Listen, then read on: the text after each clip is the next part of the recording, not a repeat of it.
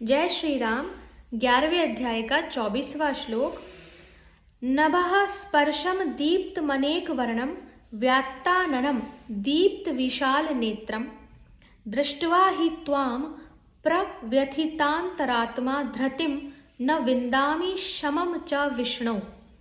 नभः स्पर्शम आकाश को स्पर्श करने वाले, अनेक वर्णम अनेक वर्णों से युक्त, व्यात्ताननम फैलाए हुए मुख, दीप्त विशाल नेत्रम दीप्त प्रकाशमान विशाल नेत्रों से युक्त, प्रव्यथितांतरात्मा भयभीत अंतःकरण वाला मैं। अर्जुन स्वयं को कह रहे हैं प्रव्यथित अंतरात्मा। शमम अर्थात शांति, विंदामी अर्थात पाता हूं।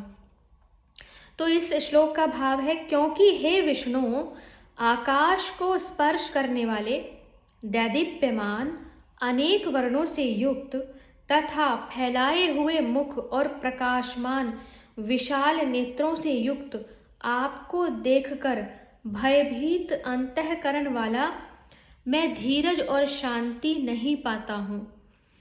प्रश्न है, यहाँ विष्णु संबोधन का क्या अभिप्राय है? उत्तर है कि भगवान को विष्णु नाम से संबोधित करके अर्जुन यह दिखलाते हैं कि आप साक्षात विष्णु ही पृथ्वी का भार उतारने के लिए कृष्ण रूप में प्रकट हुए हैं। अतः आप मेरी व्याकुलता को दूर करने के लिए इस विश्व रूप का संवरण करके विष्णु रूप से प्रकट हो जाइए। दूसरा प्रश्न है, 20वें श्लोक में स्वर्ग और पृथ्वी के बीच का आकाश भगवान से व्याप्त बतलाकर उसकी सीमा रहित लंबाई का वर्णन कर ही चुके हैं। फिर यहाँ नभः स्पर्शम, नभ को स्पर्श करने वाले विशेषण देने की आवश्यकता क्यों हुई? तो इसका उत्तर है कि 20वें श्लोक में विराट रूप की लंबाई चौड़ाई का वर्णन करके तीनों लोकों के व्याकुल होने की बात कही। इस श्लोक में उसकी असीम लंबाई को देखकर अर्जुन ने अपनी व्याकुलता तथा धैर्य और शांति के नाश का वर्णन किया। इस कारण यहाँ नभः स्पर्शम विशेषण का प्रयोग किया गया। प्रश्न है, 17वें श्लोक में दीप्तिमंतम विशेषण दिया ही गया था, फिर यहाँ दीप्तम विशेषण देने की क्या आवश्यकता है? इसका उत्तर है, वहाँ केवल भगवान के रूप को देखने की बात कही गई थी और यहाँ उसे देखकर धैर्य और शांति के भंग होने की बात कही गई है। प्रश्न है कि अर्जुन ने अपने व्याकुल होने की बात भी 23वें श्लोक में कह दी थी कि मैं व्यथित हो रहा हूँ, फिर इस श्लोक में प्रव्यथित अंतरात्मा विशेषण देकर क्या भाव दिखलाया? इसका उत्तर है कि वहाँ केवल व्याकुल होने की बात ही कही थी। यहाँ अपनी स्थिति को भली भांति प्रकट करने के लिए वे पुनः कहते हैं कि मैं केवल व्याकुल ही नहीं हो रहा हूँ, आपके फैलाए हुए मुखों और प्रज्वलित नेत्रों से युक्त इस विकराल रूप को देखकर मेरी धीरता और शांति भी जाती रही है। श्लोक संख्या 25। दंष्ट्रा करालानि च ते मुखानि दृष्टवैव कालानल सन्निभानि दिशो न जाने न लभे च शर्म प्रसीद देवेश जगन्निवास। दंष्ट्रा करालानि च ते मुखानि दृष्टवैव कालानल सन्निभानि दिशो न जाने न लभे च शर्म प्रसीद देवेश जगन्निवास। कालानल का अर्थ है प्रलय काल, सन्निभानी अग्नि के समान प्रज्वलित, ते का अर्थ है आपके, मुखानी मुखों को, दृष्टवा देखकर, दिशा दिशाओं को, शर्म सुख, लभे पाता हूँ, देवेश देव, प्रसीद आप प्रसन्न हो। तो इसका भाव है कि दाढ़ों के कारण विकराल और प्रलय काल की अग्नि के समान प्रज्वलित आपके मुखों को देखकर मैं दिशाओं को नहीं जानता हूँ और सुख भी नहीं पाता हूँ। इसलिए हे देवेश, हे जगन्निवास, आप प्रसन्न हो। प्रश्न है कि 23वें श्लोक में भगवान के विराट रूप का विशेषण बहुदंष्ट्रा करालम दे ही दिया था, विकराल दाढ़ी वाला स्वरूप, दाढ़ों वाला, फिर यहाँ पुनः उनके मुखों का विशेषण देने की क्या आवश्यकता है? उत्तर है कि वहाँ उस रूप को देखकर अर्जुन ने अपने व्याकुल होने की बात कही और यहाँ दिग्भ्रम सुख के अभाव की बात विशेष रूप से कह रहे हैं, इसलिए उसी विशेषण का पुनः मुखों के साथ प्रयोग किया गया। प्रश्न है, देवेश और जगन निवास, इन दो संबोधनों का प्रयोग करके भगवान से प्रसन्न होने के लिए प्रार्थना करने का क्या अभिप्राय है? उत्तर है कि देवेश और जगन निवास, इन दोनों संबोधनों का प्रयोग करके अर्जुन यह भाव दिखलाते हैं कि आप समस्त देवताओं के स्वामी, सर्वव्यापी और संपूर्ण जगत के परम आधार हैं। इस बात को तो मैंने पहले से ही सुन रखा था और मेरा विश्वास भी था कि आप ऐसे ही हैं। आज मैंने आपका यह विराट स्वरूप प्रत्यक्ष देख लिया। अब तो आपके देवेश और जगन निवास, जो जगत भर में निवास कर रहे हैं, होने में कोई संदेह ही नहीं रह गया। और प्रसन्न होने के लिए प्रार्थना करने का यह भाव है कि प्रभु, आपका प्रभाव तो मैंने प्रत्यक्ष देख ही लिया, परंतु आपके इस विराट रूप को देखकर मेरी बड़ी ही शोचनीय दशा हो रही है। मेरे सुख, शांति और धैर्य का नाश हो गया है। यहाँ तक कि मुझे दिशाओं का भी ज्ञान नहीं रह गया। अतएव दया करके अब आप अपने इस विराट स्वरूप को शीघ्र समेट लीजिए। श्लोक संख्या 26 और 27। अमी च त्वाम धृतराष्ट्रस्य पुत्रः सर्वे सहैवाव निपाल संघे भीष्मो द्रोणः सूतपुत्र स्तथासौ सहास्मदीयेरपि योधमुख्ये वक्त्राणि ते त्वरमाणा विशन्ति दष्टाङ्करालानि भयानकानि केचिद्विलग्ना दशनान्तरेषु सन्दृश्यन्ते चूर्णितैरुत्तमाङ्गे।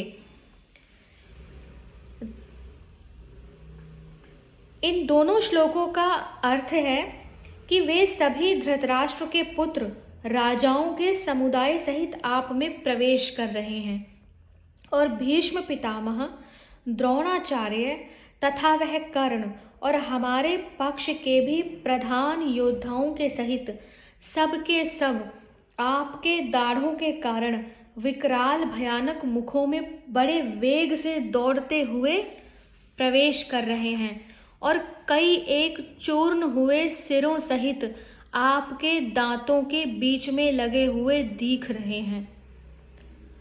प्रश्न है कि धृतराष्ट्रस्य पुत्रः के साथ अमी, सर्वे और एव, इन पदों के प्रयोग का क्या भाव है? अमी शब्द का अर्थ है वे और एव, सर्वे एव, सभी। तो उत्तर है कि अमी से यह भाव दिखलाया है कि जिन धृतराष्ट्र के पुत्र, जिन दुर्योधन आदि को मैं अभी सामने युद्ध के लिए तैयार खड़े देख रहा था, उन्हीं को अब मैं आप में प्रवेश होकर नष्ट होते देख रहा हूँ। तथा सर्वे और एव से यह भाव दिखलाया है कि वे दुर्योधन आदि सारे के सारे ही आपके अंदर प्रवेश कर रहे हैं। उन 100 में से एक भी बचा हो, ऐसी बात नहीं है। दूसरा प्रश्न है, अवनी पाल संघे और सह पद का क्या अभिप्राय है? अवनी पाल संघे, तो इसका उत्तर है, अवनीपाल शब्द राजाओं का वाचक है और ऐसे राजाओं के बहुत से समूहों का वाचक अवनीपाल संघे है। उसका और सह पद का प्रयोग करके अर्जुन ने यह दिखलाया है कि केवल धृतराष्ट्र पुत्रों को ही मैं आपके अंदर प्रविष्ट होते नहीं देख रहा हूँ, उन्हीं के साथ मैं उन सब राजाओं के समूहों को भी आपके अंदर प्रवेश करते देख रहा हूँ जो दुर्योधन की सहायता करने के लिए आए थे। प्रश्न है, भीष्म और द्रोण के नाम अलग गिनाने का क्या अभिप्राय है? उत्तर है कि पितामह भीष्म और गुरु द्रोण कौरव सेना के सर्वप्रधान महान योद्धा थे। अर्जुन के मत में इनका परास्त होना या मारा जाना बहुत ही कठिन था। यहाँ उन दोनों के नाम लेकर अर्जुन यह कह रहे हैं कि भगवान, दूसरों के लिए तो कहना ही क्या, मैं देख रहा हूं कि भीष्म और द्रोण सरीखे महान योद्धा भी आपके भयानक विकराल मुखों में प्रवेश कर रहे हैं। प्रश्न है कि सूत पुत्र के साथ असौ विशेषण देकर क्या भाव दिखलाया। उत्तर है कि वीरवर कर्ण से अर्जुन की स्वाभाविक प्रतिद्वंद्विता थी, इसलिए उनके नाम के साथ असौ, असौ का शाब्दिक अर्थ है वह, विशेषण का प्रयोग करके अर्जुन यह भाव दिखलाते हैं कि अपनी शूरवीरता के दर्प में जो कर्ण सबको तुच्छ समझते थे, वे भी आज आपके विकराल मुखों में पड़कर नष्ट हो रहे हैं। प्रश्न है अपि पद के प्रयोग का क्या भाव है तथा सह पद का प्रयोग करके अस्मदीय एवं योध मुख्य इन दोनों पदों से क्या बात कही गई है। योध मुख्य प्रधान योद्धाओं के सहित। उत्तर है कि अपि तथा प्रश्न में आए हुए अन्यान्य पदों का प्रयोग करके अर्जुन ने यह भाव दिखलाया है कि केवल शत्रु पक्ष के वीर ही आपके अंदर प्रवेश नहीं कर रहे, हमारे पक्ष के जो मुख्य मुख्य वीर योद्धा हैं, शत्रु पक्ष के वीरों के साथ साथ उन सबको भी मैं आपके विकराल मुखों में प्रवेश करते देख रहा हूं। प्रश्न है त्वरमाणः पद किनका विशेषण है और इसके प्रयोग का क्या भाव है तथा मुखानी के साथ दंष्ट्रा करालानी और भयान कानी विशेषण देकर क्या भाव दिखलाया है। उत्तर है कि त्वरमाणा पूर्व श्लोक में वर्णित दोनों पक्षों के सभी योद्धाओं का विशेषण है। त्वरमाणा का शाब्दिक अर्थ है बड़े वेग से। दस्टा करालानी उन मुखों का विशेषण है जो बड़ी बड़ी भयानक दाढ़ों के कारण बहुत विकराल आकृति के हों, और भयान कानी का अर्थ है जो देखने मात्र से भय उत्पन्न करने वाले हों। यहाँ इन पदों का प्रयोग करके अर्जुन ने यह भाव दिखलाया है कि पिछले श्लोक में वर्णित दोनों पक्ष के सभी योद्धाओं को मैं बड़े वेग के साथ दौड़ दौड़कर आपके बड़ी बड़ी दाढ़ों के कारण विकराल और भयानक मुखों में प्रवेश करते देख रहा हूं। अर्थात मुझे यह प्रत्यक्ष दिख रहा है कि सभी वीर चारों ओर से बड़े वेग के साथ दौड़ दौड़कर आपके भयंकर मुखों में प्रविष्ट होकर नष्ट हो रहे हैं। प्रश्न है कितने ही चूर्ण हुए मस्तकों सहित आपके दांतों में फंसे हुए दिखते हैं, इस कथन का क्या अभिप्राय है। इससे अर्जुन ने यह भाव दिखलाया है कि उन सबको केवल आपके मुखों में प्रविष्ट होते ही नहीं देख रहा हूं, उनमें से कितनों को ऐसी बुरी दशा में भी देख रहा हूं कि उनके मस्तक चूर्ण हो गए हैं और वे बुरी तरह से आपके दांतों में फंसे हुए हैं। दोनों सेनाओं के योद्धाओं को अर्जुन किस प्रकार भगवान के विकराल मुखों में प्रविष्ट होते देख रहे हैं, अब 2 श्लोकों में उसका पहले नदियों के जल के दृष्टांत से और तदंतर पतंगों के दृष्टांत से स्पष्टीकरण कर रहे हैं। श्लोक 28 यथा नदीनां बहवो अम्बुवेगः समुद्रमेवाभिमुखः द्रवन्ति तथा तवामी नरलोक वीरा विशन्ति वक्त्राण्यभिविज्वलन्ति। यथा नदीनां बहवः अम्बुवेगः समुद्रम एव अभिमुखः द्रवन्ति तथा तव अमी नरलोक वीरः विशन्ति वक्त्राणि अभिविज्वलन्ति।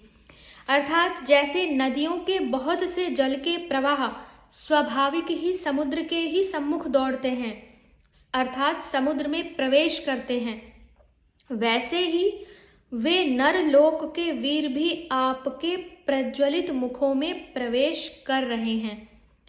प्रश्न है कि इस श्लोक में नदियों के समुद्र में प्रवेश करने का दृष्टांत देकर प्रवेश होने वालों के लिए नरलोक वीरा विशेषण किस अभिप्राय से दिया। तथा मुखों के साथ अभिविज्वलंती विशेषण देने का क्या अभिप्राय है? इसका उत्तर है कि इस श्लोक में उन भीष्म, द्रोण आदि श्रेष्ठ शूरवीर पुरुषों के प्रवेश करने का वर्णन किया गया है, जो भगवान की प्राप्ति के लिए साधन कर रहे थे तथा जिनको बिना ही इच्छा के युद्ध में प्रवृत्त होना पड़ा, जो युद्ध में मरकर भगवान को प्राप्त करने वाले थे।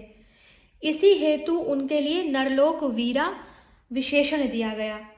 वे भौतिक युद्ध में जैसे महान वीर थे, वैसे ही भगवत प्राप्ति के साधन रूप आध्यात्मिक युद्ध में भी काम आदि शत्रुओं के साथ बड़ी वीरता से लड़ने वाले थे।